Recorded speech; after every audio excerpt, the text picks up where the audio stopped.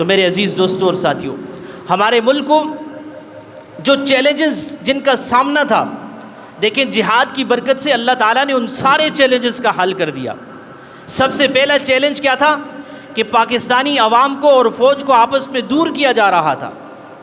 صرف ایک غزوے کی برکت سے، صرف ایک مارکے کی وجہ سے آج پوری قوم بیک زبان جسم و جان کے ساتھ اکٹھی ہو کر کے پاکستانی فوج کے پیچھے کھڑی ہے، کوئی افتراق نہیں۔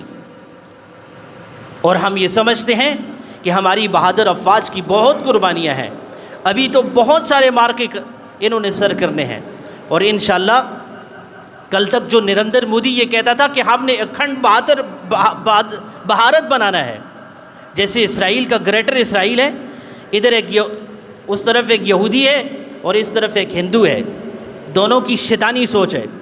اس کی شیطانی سوچ کیا ہے کہ جو پرانے زمانے کا بر صغیر تھا اس کو بحال کرنا ہے، اور اس کی شیطانی سوچ کیا ہے کہ جو پرانے زمانے کا بنی اسرائیل تھا اس کو بحال کرنا ہے۔